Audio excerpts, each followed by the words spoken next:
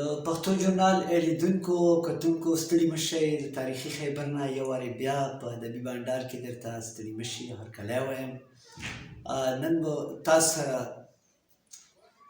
د ادبي بانډار کې د خیبر د سیمې یو تکړه شاعر ښاغلی خاني ملا مازور شینواري مېلمه کړی دی. مازور صاحب چې څنګه تخلص مازور دی، همداسې په خپو باندې مازور هم دی. نو هغه نه به پوښتنې کوو، د ژوند په اړه به پوښتنې ترې کوو، هغه د شعرونو په اړه به ترې پوښتنې کوو. نو مازور صاحب تاسو ته په خپل پروګرام کې ستړي مه شئ، هرکلی وایم. مننه. شروع کوم په نامه د خدای چې بخښونکی او مهربانه دی. زه پښتو ژورنال ته په خپل ناستې ځای کې راتلو باندې هرکلی وایم، مننه یې کوم. ډېر زیار یې وویستو، ډېر تکلیفات، ډېر پیاده لرې مزل یې راوکړ، ما ته د ځانه ورس. مهرباني مننه. مننه مازور صاحب، ستاسې نه مننه کوو چې موږ له خپل قیمتي وخت نه لږه حصه ویسته. مازور صاحب که لیدونکو اورېدونکو ته ووایي چې څومره موده کېږي چې تاسې د ادبي نړۍ ته راغلي؟ نو ما خو ډېر بچپن نه ورسره مینه محبت شوق مو ورسره ډېر زیات و، خو لکه فرصت راته نه میلاوېده. او بیا اوس په دې 2016 کال نه عادي فضا شاعري کوم، چې تقریبا داسې 15 کاله برابرېږي او باقاعده شاعري مې اوس شروع کړې، دا 6 کاله کېږي شروع کړې. ډېر ښه خوی ده وکړه چې همداسې روان اوسئ. مازور صاحب که دا مو ووایي چې تر اوسه مو څو کتابونه مارکېټ ته راغلي او د کتابونو بغیر څومره اثار در سره موجود دي؟ تر اوسه پورې خو ما یو کتاب راغلی دی چې اخلاص په نامه دی، او دا بل عذر په نامه دی. دا انشاءالله تعالی چې په دې اونۍ کې را روانه اونۍ کې مارکېټ ته راشي، ستاسو د نظره به راشي. ډېر ښه خدای دې وکړه چې کتاب راشي او موږ یې وګورو، دا لیدونکي کتونکي هم وګوري ستاسې د کتاب. نو مازور صاحب موږ لیدونکو اورېدونکو سره به څه شریکوئ؟ نو بس به دا ووایم چې څه زما خیال یې هغه خبره ده، پخوانی متل دی چې ټول دوستان دي ستاسو نه قربان دي، چې څه یې به تا به سره شریک کړم چې څه ما سره یې. په مینه یې اورم. مهرباني.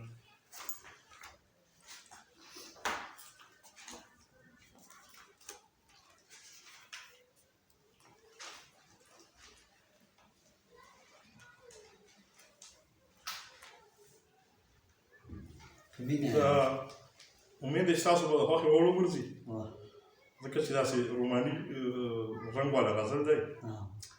مطلب یې ده چې ښکلو نه توبه مې کړه ناکام شومه، ښکلو نه توبه مې کړه ناکام شومه، هسې تجربه مې کړه ناکام شومه، او سم نه شوم په ځان مې استعمال ګینې، سم نه شوم په ځان مې استعمال ګینې، هر قسم حربه مې کړه ناکام شومه، او بیرته چې اجره مې وه کامیابه هم، بیرته چې اجره مې وه کامیابه هم، پورې چې دمبه مې کړه ناکام شومه، او نه کوم مې سوچ فکر نوار پکې، نه کوم مې سوچ فکر نوار پکې، هر څه کې جذبه مې کړه ناکام شومه، او خوم علاقه چې جنسي مو وه، خوم علاقه چې جنسي مو زم چې په صوبه مې کړه ناکام شومه، او ډکې مې لانده سره رایوځای کړل، ډکې مې لانده سره رایوځای کړل، ژمی او لمبه مې کړه ناکام شومه، او بیا مې هم خپل نه کړلو یو چا سره، مینه عجیبه مې کړه ناکام شومه، او مقطع یاره ده چې کړه حمله رقیب باندې معذوره ما، کړه حمله رقیب باندې معذوره ما، جوړه منصوبه مې کړه ناکام شومه. ډېر ښکلی مازور صاحب، ډېر ښکلی کلام و. مازور صاحب که دا درته ووایم چې په اوس وخت کې که لږ د حالاتو اړخ ته لاړ شئ او د حالاتو مطابق شاعري وکړئ، ځکه چې ډېره موده وشوه چې دغه شوخي مو واورېده او دغه روماني اړخ مو ډېر واورېده. نو په دې وخت کې که شاعران دغه حالات لږ وچوي نو په دې هکله تاسو څه نظر لرئ؟ نو شاعران خو اکثر د حالاتو مطابق شاعري کوي او حالات په قلم بند کوي. اوس لکه تقریبا چې وضعیت لږ ښه شوی دی، په دې وجه باندې لږه شاعري هم داسې لږه راښه شوې ده، او بالکل موږ خپل هم داسې هغه پکې شعرلي دي چې دا حالات هم پکې شعرلي دي، او شاعري خو وي دي چې هغه په حالاتو مطابق روان حال سره به شاعري کوي چې څنګه حال روان یې داسې به دوی شاعري کوي. بالکل. او معذور صاحب که دا راته ووایه چې هر وخت ګورو په خیبر سیمه کې په میاشت کې که نه یم نو په دویمه میاشت کې کتاب مخکتنه وي، نو دا کتاب بیا خلک ګوري که نه، او آیا په پیسو یا اهلي چې ځکه چې شاعر کومه خواري وکړه او زیار وباسي نو بیا خلک په پیسو اخلي که نه؟ یاره دا خو داسې یو عجیبه غوندې سوال دی، او دا خو د هر شاعر د ټول عوامو او خلکو نه ګیله ده چې دوی بالکل لیک لوستې سره دوی مطالعې سره یې شوق نشته، نو دې وجې باندې دوی کتاب باندې پیسې خو څه کوي چې پیسې بې نه ورکوي، که چا له یې ور هم کړي نو هغه یې ګوري نه. یعنې که دا ما سره تاسو ګورئ نو زما تقریبا 2 کاله د کتاب لا نه برابرېږي چې ما راغلی دی، خو اوس هم راسره پراته دي او څوک یې خرڅ ته زړه نه ښه کوي. حالانکه چې چا یې ورکړو بیا یې چې ډېر ښکلی کتاب دی لیکلی مدح او صفت هم بیا کا، خو پیسو ورکول باندې څوک تیار نه دي، پیسو ورکول ته. ولا همدغسې خبره څنګه چې معذور صاحب خبره وکړه، پښتانه موږ ډېر بدبخته یو، اکثر ګیله کوو چې یاره څوک لیکل نه کوي، بیا چې لیکل وکړه نو هغه بیا موږ هغه دومره زیار وباسي خواري وکړه شاعر نو هغه باندې بیا موږ روپۍ نه ورکوو، نو ډېره د افسوس خبره باید چې هغه کتابونه موږ واخلو او خپل یې وګورو او ملګرو ته یې ډالۍ کړو. نو معذور صاحب موږ ملګرو سره به بل کوم یو شریکه غزل بل بل سره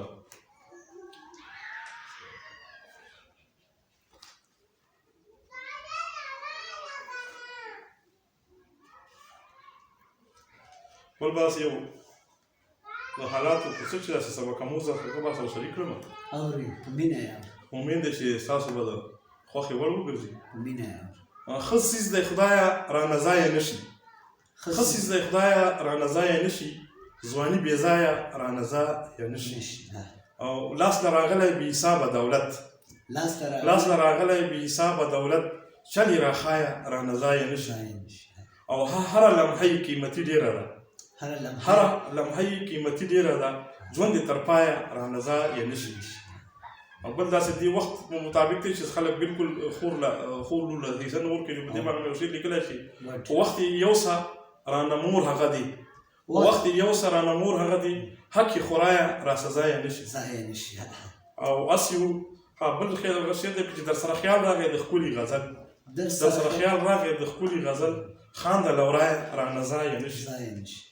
او د ټینګې نه یمه زړه راز دی یاره، د ټینګې نه یمه زړه راز دی یاره، راته مه وایه رانه ځایه نه شي. د ټینګې نه یمه زړه راز دی یاره، راته مه وایه رانه ځایه نه شي. او مقطع یې عرض ده چې معذوره سوچ دې چرې کړی دی دا، معذوره سوچ دې چرې کړی دی دا، چې وخت یې آیا رانه ځایه نه شي. ډېر ښکلی معذور صاحب په ادبي نړۍ کې د چا څخه متاثره یې؟ ادبي نړۍ کې زه د حمزه بابا نه ډېر متاثره یم. تقریبا غزلونو کتابونه خو مې ټول هم کتلي دي، نثر مې هم ډېر کتلي دي، او ډېر څه مې زده کړي دي د حمزه بابا نه. تر خپله وسه مې چې څومره زده کړه کولی شم مې کړې ده. او دا به هم د شاعرانو یو ځای یو پیغام په دې کې ورکړم چې حمزه بابا شاعري ونه لولي، ځان پرې پوه نه کړه، نو شاعري چې نه کوي نو دا به ښه کوي. حقیقت حمزه بابا په خپله هم د شینوارو نه ډېره ګیله کوي، وایي چې والګیني د شاعرانو قدر نه کړه، غورځولي لالونه په ډېران دي. نو حمزه قدر په خپل کور کې چا نه وي، د عربو خلک کم دي چې حاجیان دي. معذور صاحب خیبر ادب ته په کوم نظر ګورئ؟ خیبر ادب ماشاءالله اوس هم ډېره ښه په ترقۍ باندې روان دی، بس صرف افسوس دا دی چې دوی سره میډیا نشته دی ورسره، دې وجې نه خلک اوس خیبر ادب خلک ښکته ګڼي. خو حالانکې خیبر ادب چې څنګه کوم ځای نه هغه روان کړی دی حمزه بابا او خیبر را روان کړی دی، را روان شوی دی، دلته اوس هم په همغه معیار کې روان دی، هېڅ کمای پکې نه دی راغلی، خو بس دغه کمای دی پکې چې میډیا یې نشته، میډیا چې نشته عوامو ته هغه نه رسي، نشریات نه رسي، چې عوامو ته اواز نه رسي، نو خامخا بس خلک اوس پسې وایي چې خیبر نه غزل تللی، خو حالانکې د خیبر نه غزل تللی نه دې تللی شم وي چې څوک تربوزي. ولا ښه خبره مو وکړه، ښکلې خبره مو وکړه، او چې پښتنو ته پاکستاني رسنیو هغه وخت نه دی ورکړی، خو دا ګیله به مو انشاءالله چې د پښتو ژورنال به کوڅه په کوڅه ګرځي، هغوی دروازې به ټکوي، د خیبر شاعران به نړۍ ته ورښایي. هغه که په هر ډګر کې او قرباني یې ورکړي نو هغوی به موږ راولو، د پښتو ژورنال په شیشه به یې راولو، خلکو سره به یې معرفي کوو. او پښتو ژورنال کوشش ده د پښتنو چې کومې ګیلې دي د رسنیو نه یې ګیلې ده، بعضې رسنۍ چې هغوی له وخت نه ورکوي نو دغه تشه به انشاءالله چې د پښتو ژورنال پوره کوي او تاسې سره به اوږه په اوږه په هر ډګر کې. معذور صاحب بل به څه شریکوي لیدونکو او کتونکو سره؟ بل داسې یو غاز شریک کړم دا دومره چې کومه وویله دا مو په دې کتابونو کې نشته که نه، ځکه چې دا خلک بیا هغه کلام نه خوښوي چې په کتابونو کې وي. دا کتاب کې نشته، ما سره اوس داسې نوی نوی مو لیکلی دی او دا ورسره شریک کړم او امید دی چې حاضرینو متمزبینو سرمینو به خوښ وړ مې وبشي. مطلب یې ده چې پنډ مې په شا قطار کې ودرېدم، پنډ مې په شا قطار کې ودرېدم، ژرنده مې و پلار خوار کې ودرېدم. ته راته یو ځل ورکې ونه درېدې، زه درته څو ځل په لار کې ودرېدم. وګایم موړ مې کړی چا